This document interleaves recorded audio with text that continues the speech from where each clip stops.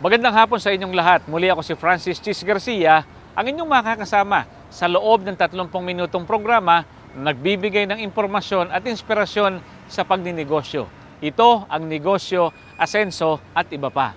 Sa hapong ito ay aming ipakikita sa inyo. Alam nating lahat na ang karaniwang negosyo ngayon o sabihin nating bumabanderang negosyo ngayon ay ang spa. Kaya naman pinuntahan namin ang Vandara Thai Facial Spa. Kapag tayo naman ay pagod, nais nating mag-relax, di ba't gusto nating uminom ng masarap na kape? Pero kakaibang konsepto ang pag-inom ng kape dito ay ihahatag sa atin ng Chef Paul's Cafe. Marumi ba ang inyong sasakyan?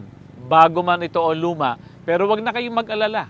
Sagot yan ng LG2 Car Wash and Detailing Station. Lahat ng yan ay inyong mapapanood. Samahan nyo kami dito sa negosyo, asenso at iba pa.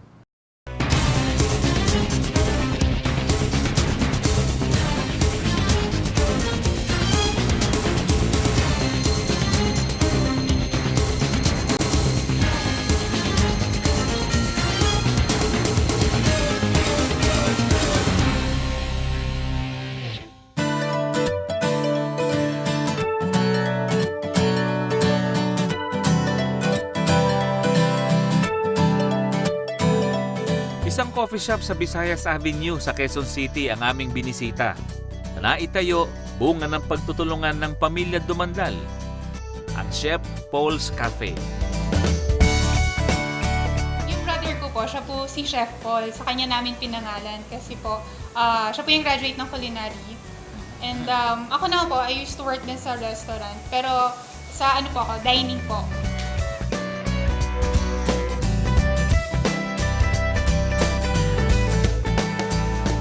Ang tandem na binabalik-balikan dito, ang kakaibang konsepto ng kanilang shop at ang patok nilang menu.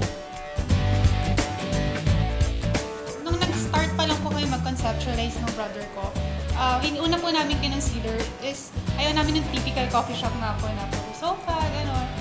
Gusto namin something different. Kaya may mga tinignan po kami inspiration. And then we came up with this na para mas relax nga yung mga tao. Bakit hindi sofa, kundi mas ano pa. Talagang yung gusto nila matulog, gusto nilang humiga, after nila kumain ng masarap na food. Punong-puno ang kanilang shop ng mga bagay na may kaugnayan sa musika. Before kayo nag-came up sa ganitong klase ng setup, meron kayong inspiration. Ano yung inspiration na yan? Yun nga po yung kabutik po ni Daddy na rock shop. The Edge Rock Shop yung pangalan ng place. Located nga po siya sa Baguio. So mahilig tumugtog ang daddy niya talaga? But wala po siyang band. Talagang hobby lang po niya na. Mag-isa lang? Minsan kasi ka-jam niya po yung kuya niya or mga friends. Yun. Normally, ano naman naman tutugtog niya, mga country music? Rock po talaga. Ang pader ng kanilang cafe, mga lumang song hits ng tatay nila. I've seen yung inyong menu kanina na meron siyang mga unique names, ano? Opo. Would you like to explain it to me na ano bang uniqueness din nun? Sige po, pakita po natin yung aming menu. Before po, this is the second menu na po. Yung menu namin before, talagang yung plaka, yun po yung gamit namin. Bukod sa yung plaka po, medyo madaling masira po kasi yun eh. Kaya ginawa na lang po namin ganito. Para lalagyan ng plaka? Mukha na po siya lalagyan ng plaka. Ang mga pagkain na inihahain dito, nakatono naman sa mga kilalang musikero. So, ang ganda nito, mayroon siya nakalagay na Madonna, The Rolling Stones, meron siyang Eric Claptuna. You can see po, Eric Claptuna, binagay po namin kung ano yung laman ng Eric Claptuna, which is tuna and tomato waffle sandwich.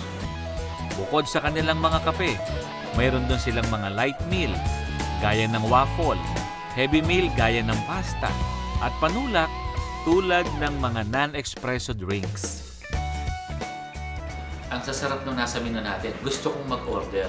Mabilis lang ba yan, Carla? Mabilis lang po, Kuya Cheese. Sige, isang Nirvana please. Wow, ang bilis ng order ko, Carla. Nandito na si Chef. Chef Paul, thank you ah. Sir Cheese, bon appetit. Thank you, thank you. Tikman na natin. Ang bilis. Thank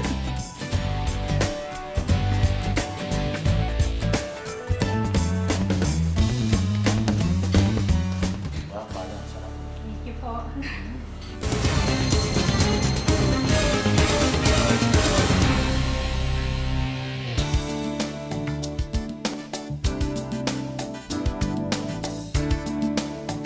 Walang gamot ang kamatayan, may lunas ang karamdaman, Ray Herbal Food Supplement. Dito ka tatagal.